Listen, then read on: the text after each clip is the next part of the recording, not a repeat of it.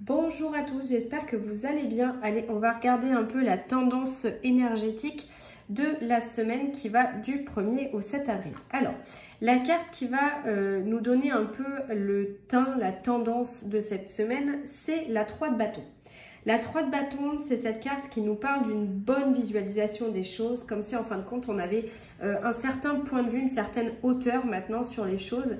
On sait un petit peu où on va, comment on a envie de mettre en place, etc. Mais on peut se sentir un peu cette semaine entre le marteau et l'enclume, dans le sens entre l'énergie qu'on a créée ces derniers temps et qui nous booste et qui fait qu'on en est là aujourd'hui, et peut-être justement l'attente d'un événement marquant qui va nous donner ce tournant vers le succès qu'on attend tant. Donc c'est vrai que on est en train d'emprunter la bonne direction, les opportunités vont éclore, on le sent, il y a un changement qui est là, qui est imminent, on a quelque chose, on le sent que ça va arriver, ça se pointe du doigt, mais c'est pas encore là. Donc ça peut être un peu frustrant. Cette semaine, là où on va, c'est assez étrange, c'est la 9 d'épée. La 9 d'épée, elle sort quand on est un peu fatigué, quand on a des pensées un peu négatives, qui prennent d'ailleurs de l'ampleur. Vous le voyez, on peut être dans une certaine fatigue, dans une certaine dépression. Moi, ce que je vois là-dedans, c'est on est un peu épuisé de tout ce qu'on a mis en place ces derniers temps. Donc, c'est vrai que là où on va, c'est peut-être vers une période un peu de pause, peut-être un ralentissement, parce qu'effectivement, en plus, on se prend quand même un Mercure rétrograde en Bélier sur le début du mois d'avril. Donc, ça n'aide pas. Quand il y a une période de rétrograde sur une planète, c'est une période où on ralentit les choses.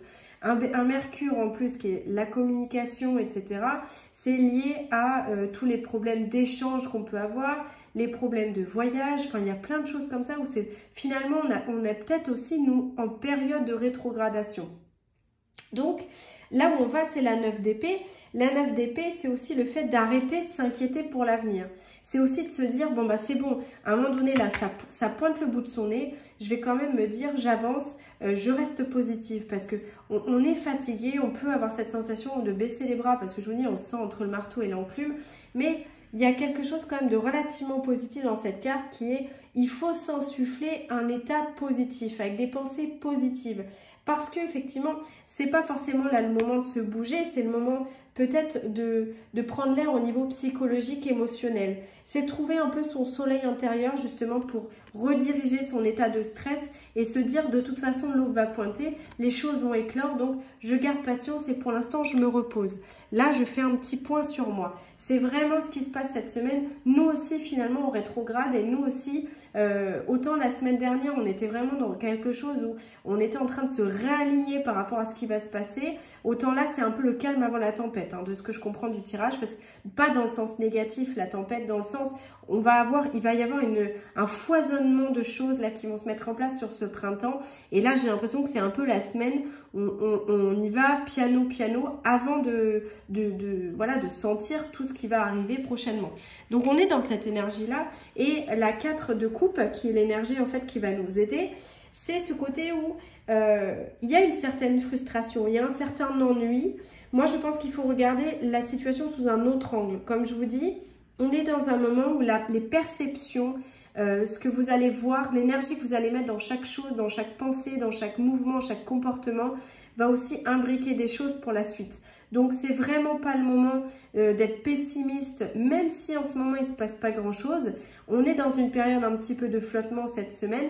Elle est nécessaire pour reprendre de l'énergie et ne pas se dire, bah ça y est, en fait, tous les espoirs, tout ce que je voulais, tout ce que j'avais construit, finalement, c'est lointain, ça prend du temps, c'est frustrant. Non, allez, ça arrive. Seulement, là, il est question de prendre un peu de temps pour soi et de se remettre un petit peu à la page au niveau santé. Voilà, c'est juste ça. Donc, c'est aussi se préparer quelque part à s'intéresser aux expériences qu'on va vivre bientôt. C'est aussi apprendre à ralentir ses pensées, un peu comme la cohérence cardiaque où on essaie de ralentir les battements de son cœur pour s'harmoniser.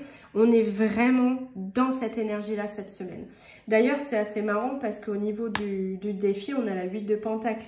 La 8 de Pentacle, elle nous parle du fait de pas justement faire des raccourcis, comme je vous disais, ah bah ça y est, c'est bon, gna gna gna gna gna. Non, on arrête, ça, c'est pas la peine, ça marche pas. L'idée, c'est de se dire, ok, je vais un peu dans l'introspection, je vais prendre un temps de recul, je vais étudier, je vais observer, je vais essayer de comprendre ce qui se passe. Je vais voir un petit peu, peut-être en pratiquant, peut-être un petit peu de méditation pour améliorer justement mon énergie, peut-être m'aligner consciemment dans les buts effectivement que j'ai envie de mettre en place et qui vont opérer prochainement. Donc j'essaye de faire en sorte de m'harmoniser, de me créer du calme, de la sérénité pour pouvoir aller dans la suite des événements. On est vraiment dans ce truc-là, il faut vraiment l'entendre, on est dans une rétrograde, c'est clair.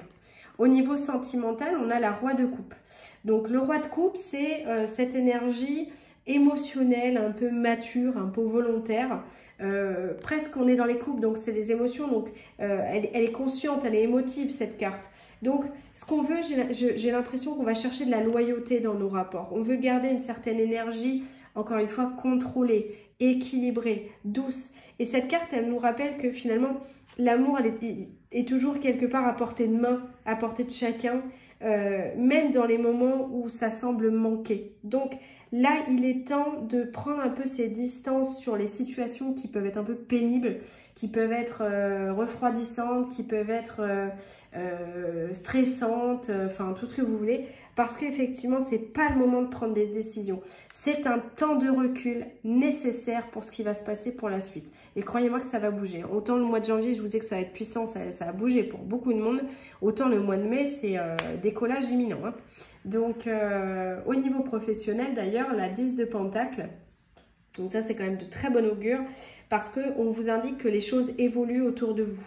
Alors, peut-être que c'est pas encore là, peut-être que c'est là où on est dans vraiment le but ultime, mais en tout cas, la route est en train de s'éclairer. On voit des nouvelles occasions, on voit surtout des nouvelles connexions parce que j'ai l'impression qu'au niveau professionnel, cette année, moi, de ce que je ressens, on est beaucoup plus dans les connexions avec les autres pour voir comment on peut travailler ensemble pour ficeler un projet, plus que quelque chose d'assez égoïste en disant voilà je veux ça et puis je veux faire comme ci, comme ça et machin. Non, on échange, on travaille ensemble, main dans la main, il y a une cohésion, il y a une synergie qui se crée et effectivement c'est un peu le sujet là cette semaine. C'est vraiment de se dire qu'on est dans une certaine stabilité matérielle qui pointe un peu son bout là comme ça à l'horizon.